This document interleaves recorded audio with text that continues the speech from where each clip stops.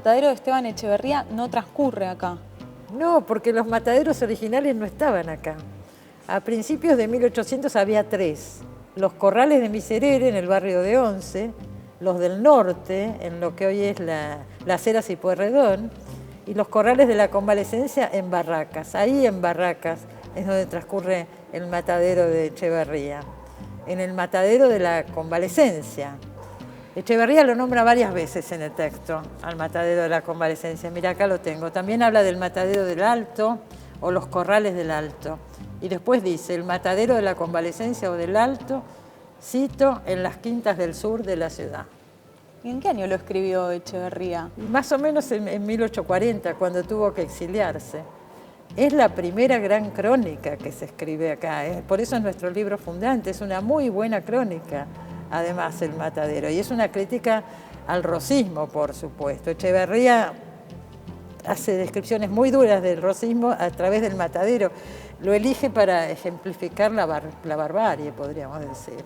Se escribió en 1840, pero sin embargo sí se publicó 20 años después de su muerte. 20 años después, porque Juan María Gutiérrez, que era amigo de Echeverría, lo encuentra entre sus papeles, después de muerto Echeverría. Y ahí decide publicarlo. Uno dice, ¿por qué no se publicó en el momento? Porque era un texto escrito en un lenguaje realista, no era como se escribía en la época. Pensá, Echeverría era un romántico. Pensá en La cautiva. Mira, acá tengo cómo empieza La cautiva. Era la tarde y la hora en que el sol la cresta dora de los Andes. No tiene nada que ver con el matadero. Inclusive dice Juan María Gutiérrez que no había sido, que Echeverría no lo había escrito para publicarse así como estaba, porque dice que es precipitado, hay un desnudo de realismo. Entonces no les parecía, y justamente eso es lo que después se valorizó, ¿no? El realismo, la manera cruda en que está narrado. Mirá, vamos a leer el final del matadero. A ver. En aquel tiempo, dice Echeverría, los carniceros degolladores del matadero eran los apóstoles que propagaban a verga y puñal la Federación Rosina. Y no es difícil imaginarse qué federación saldría de sus cabezas y cuchillas. Llamaban ellos salvaje unitario, conforme a la jerga inventada por el restaurador, patrón de la cofradía, a todo el que no era degollador, carnicero, ni salvaje, ni ladrón, a todo hombre decente y de corazón bien puesto, a todo patriota ilustrado, amigo de las luces y de la libertad. Y por eso, y por el suceso anterior, puede verse a las claras que el foco de la federación estaba en el matadero, dice Echeverría.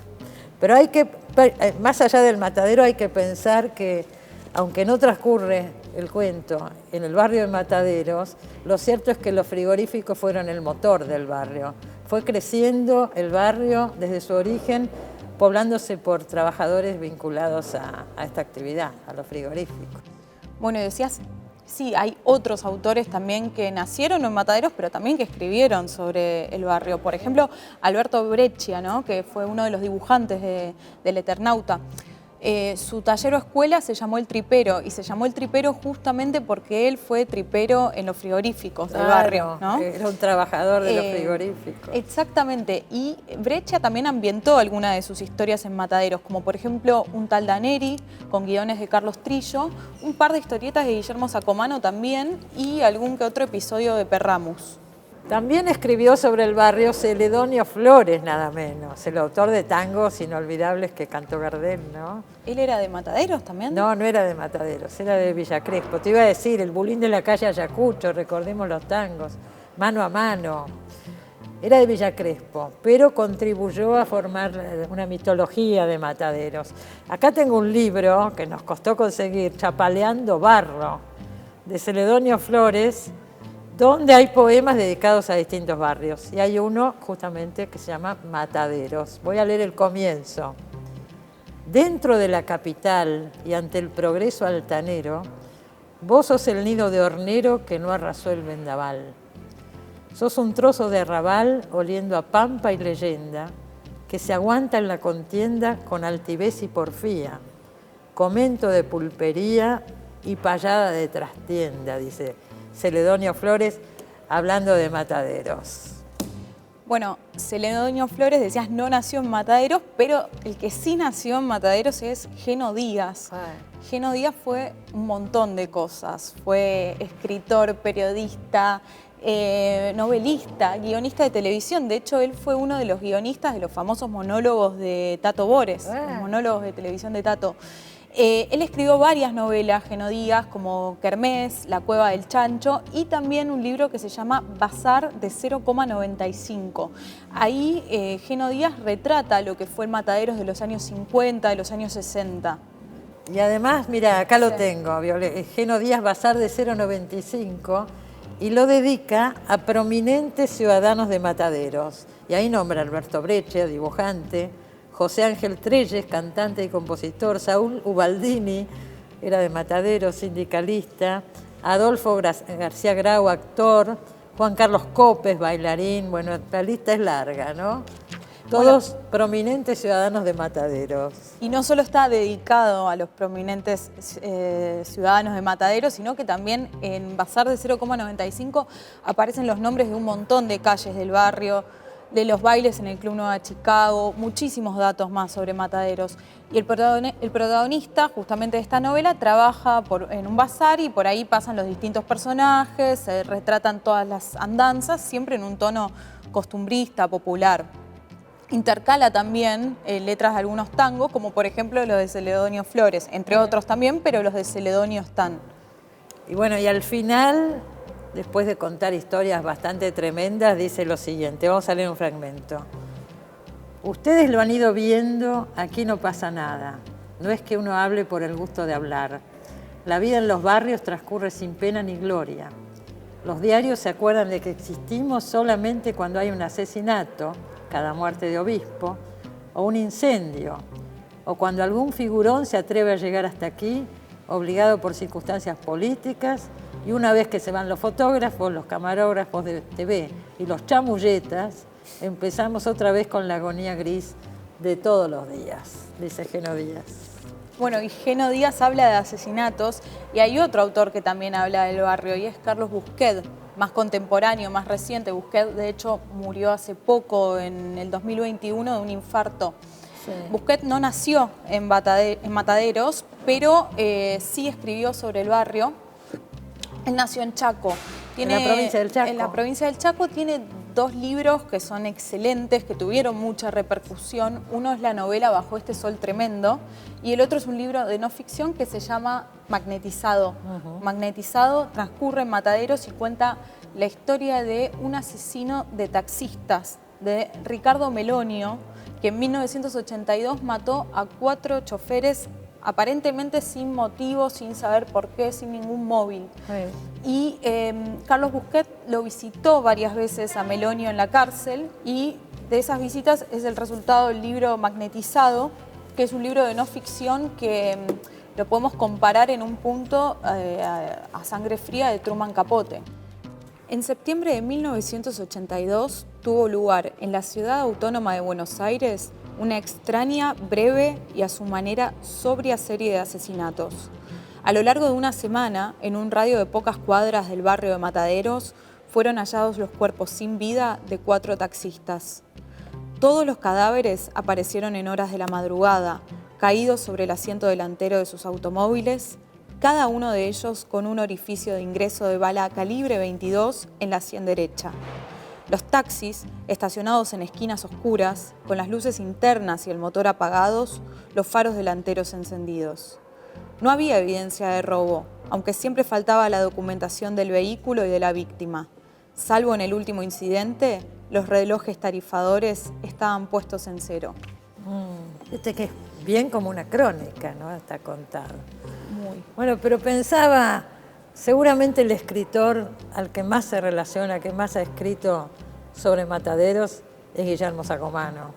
Sacomano en 3 libros habla de Mataderos. En El buen dolor, que es un poco la historia de su padre, y ahí está su infancia en Mataderos. En El amor argentino, donde está narrada, es una novela, pero está narrada la toma del frigorífico Lisandro Latorre.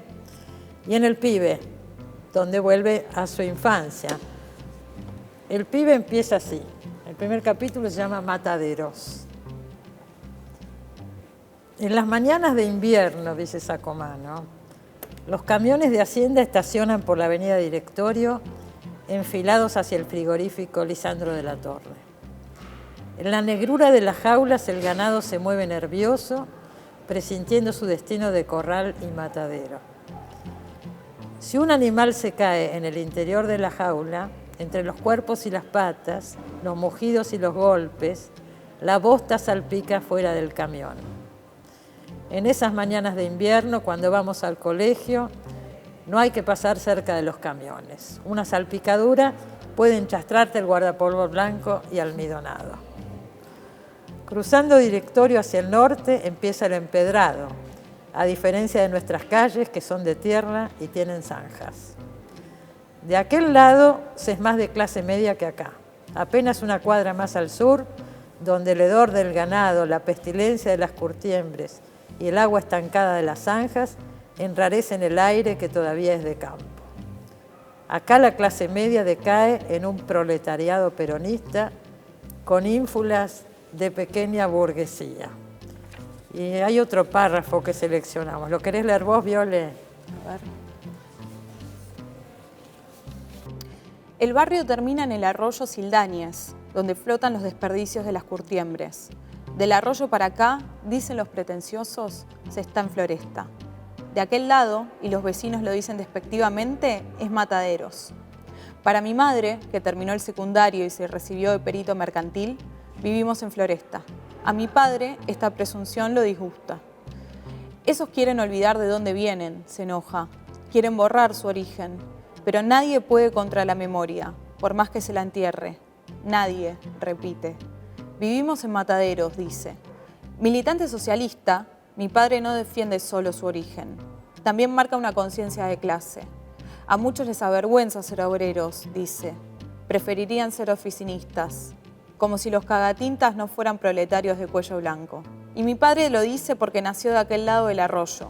Y pasando el arroyo, ahí nomás, vive aún el abuelo tranviario, viudo, con sus hijos solteros, que se le están yendo de las riendas.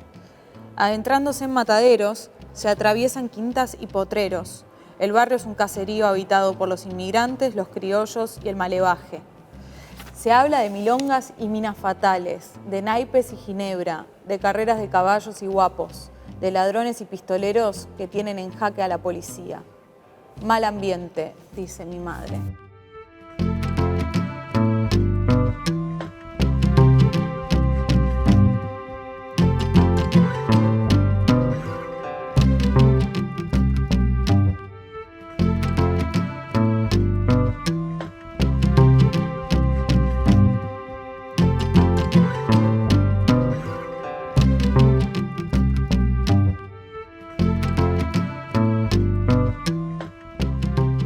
Contás muchas cosas de tu infancia en Mataderos en tu libro El Buen Dolor. Decís cosas como que tu mamá no le gustaba mucho eso de vivir en Mataderos, decía que vivían en Floresta, quedaba mejor. No, lo que pasa es que vamos a la historia real. Yo nací en Mataderos, en una clínica, en una casa de una partera, en el límite entre Mataderos y Floresta, que es Escalada, pero yo nací de este lado, o sea que soy oriundo de Mataderos. Pero el domicilio lo teníamos 2 cuadras o 3 más allá, sobre la calle White, que para muchos del barrio era Mataderos porque era calles de tierra. Mis tíos vivían de este lado también, en la calle Araujo y el pasaje El Maestro, a metros del arroyo Sildañez, donde, en cuyas aguas fluían los desechos de las curtiembres, de las químicas, de los frigoríficos. A veces no creo que sea mi imaginación idealizada, pero se veía el agua roja. Entonces había un clima, el aire era de Mataderos, no era de Floresta, porque era el olor de los mataderos. Y mis tíos, varios de ellos, mis tíos paternos, trabajaron en el frigorífico Lisandro de la Torre, donde también ahí tuvieron una militancia fuerte porque fueron la resistencia a la política del frondicismo de privatización del frigorífico Lisandro de la Torre, cuando hubo una intervención represiva muy fuerte, más de 2000 efectivos, ejércitos, gendarmería. Eso lo contás en tu novela El amor argentino. Eso lo cuento en El amor argentino. Exactamente, y llama la atención porque es un hecho de la historia muy violento, muy fuerte, que por ahí no se conoce tanto. En el año 59, cuando Frondizi quiere privatizar este frigorífico Lisandro Latorre, ¿no? Porque el frigorífico además era la fuente de trabajo y de vida de este barrio. Sí. Todo dependía, Todos trabajaban todos ahí. dependían del frigorífico, por eso las casas se abren y cobijan a los manifestantes cuando sucede la resistencia del frigorífico, que acá tenés los murales que todavía que lo recuerdan. Así Ahí es es donde surge, si bien está hegemonizado por el peronismo, ese momento de resistencia, ahí surge una consigna que luego se va a extender en otros momentos de insurgencia, que es patria sí, colonia no, que era la defensa de los intereses nacionales. Trascendió Mataderos porque hubo paros en todo el país de apoyo. Claro, ahí es cuando empieza a surgir una resistencia fuerte del peronismo. Sí, Es un sí, momento de se resistencia. considera parte de la resistencia peronista. Pero este acto la historia del frigorífico. política del barrio también tiene otro hecho en la última dictadura militar en el año 81, cuando Nueva Chicago estaba por subir a primera, creo, y tenía un encuentro con defensores de Belgrano. Me parece que esa era la confrontación, Chicago versus defensores. Y en determinado momento se produce un altercado en el estadio y ante la irrupción de la policía, la hinchada comienza a cantar la marcha peronista. Y ahí hay alrededor de 60 detenidos. O sea que este barrio se identifica como un barrio peronista y un barrio de resistencia. Hay algo que eso conforma la cultura del barrio, ¿no? Claro, está incorporado a la cultura del barrio. Vos me decías recién que este no tiene mucho que ver con el barrio de tu infancia, que ahora es un barrio bastante seguro, de gente trabajadora, y vos tenés recuerdos de cuchilleros, de mafias, de un montón de yo cosas. tengo recuerdos. Mi tío tenía uno de mis tíos, era peluquero, y a su peluquería iba el policía del barrio, el boxeador, el punga, el quinielero. Entonces toda esa galería de personajes en Calle de Tierra, donde también había un palenque donde a veces se ataba un matungo. Es decir, eso constituye un memorial de infancia muy particular, es decir, donde se mezcla la violencia política con la violencia social, la inmigración. Muchos inmigrantes. Muchos inmigrantes, calles Sí. de tierra. Quiero recalcar esto porque lo de las calles de tierra le daba como un aire campero a la zona. Pensá que acá venían las grandes partidas de ganado, se venían los arrieros, por eso hay un momento el arriero cae de lógica, ¿no? Sí. Pero bueno, esto es lo que para mí vuelve atractivo el barrio en términos históricos, pero también identitarios, porque creo que este es uno de los pocos barrios donde se puede hablar de que quienes lo habitan, quienes viven acá, tienen un sentimiento de pertenencia muy fuerte. ¿Tu hermana sigue viviendo acá? Mi hermana sigue viviendo acá, a pocas cuadras de este bar donde nos encontramos, en la calle Alvariños, cerca de la avenida Eva Perón, que la dictadura del 55 le cambió el nombre y le puso Avenida del Trabajo. Ahora volvió a ser la avenida Sí, Perón. lo vi cuando veníamos por acá, se llama Sí. Avenida Perón. ¿Y vos a qué edad te fuiste de acá, Guillermo? Yo me fui alrededor de los 22, 23 años. Y a partir de ahí creo haber vivido en los 100 barrios porteños. Pero siempre el barrio es algo que llevas adentro. Hasta hace unos años, cuando teníamos la casa paterna con mi hermana, yo venía muy a menudo. Y ahora, si no fuera por esta pandemia, tal vez nos veríamos más seguido, ¿no? Seguro. Pero vos empezaste a estudiar letras, a trabajar en publicidad, una serie de cosas, y eso te va también llevando para el centro. No, me lleva para el centro porque yo tenía 15 años cuando empecé a trabajar en una agencia de publicidad, mientras hacía el secundario nocturno y empezaba a militar de muy jovencito, de muy pibe en el trotskismo. Y esto me llevó por diversos caminos, al tener acceso a una agencia de publicidad donde convivían escritores, dibujantes, plásticos, directores de cine. En esa época la publicidad no estaba sistematizada o codificada en términos de escuelitas, por ejemplo. La publicidad se fue haciendo como cosa interdisciplinaria.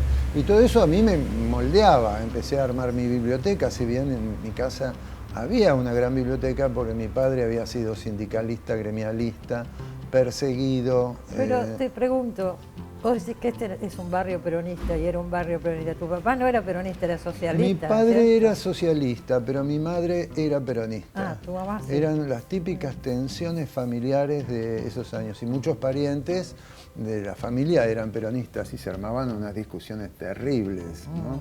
El mundo se dividía entre gorilas y los contreras, digamos, y los peronistas y el peronismo. Y tu abuela, que era un personaje muy fuerte. Y mi abuela no se inclinaba por ninguno de los dos bandos, digamos.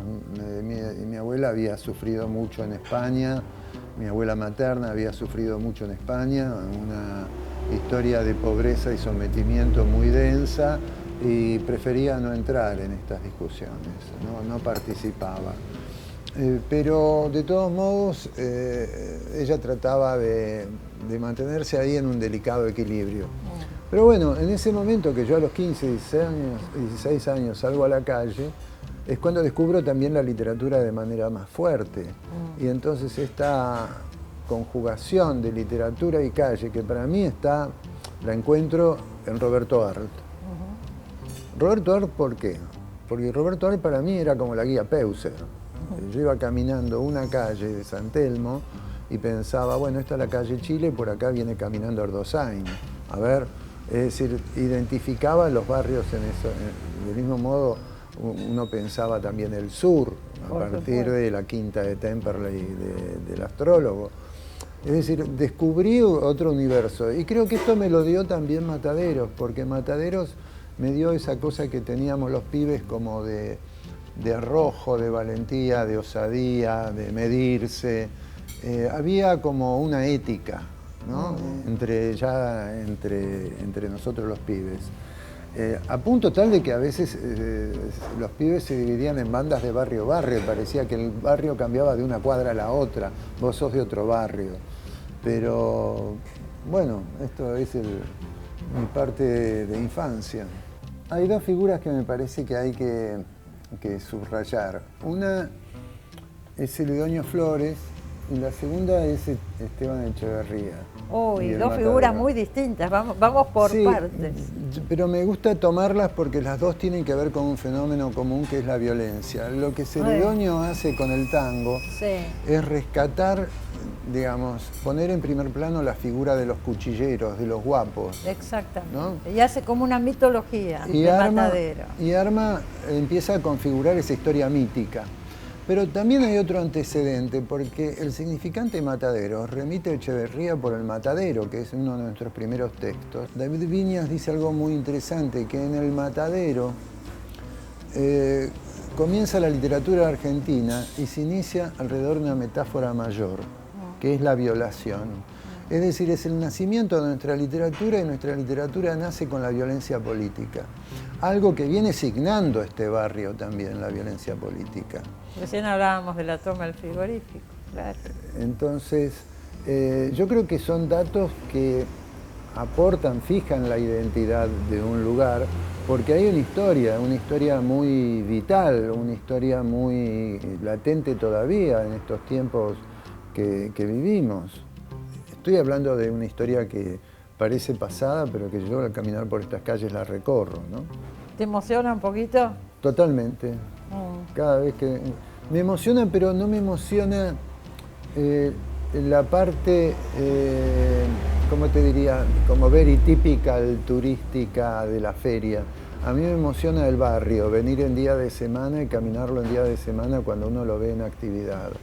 Ese es el momento donde yo respiro esa esencia que tal vez está anclada en mi infancia. De todos modos, me parece fenómeno que haya una feria y que se divulgue la tradición y la cosa cultural del barrio, ¿no?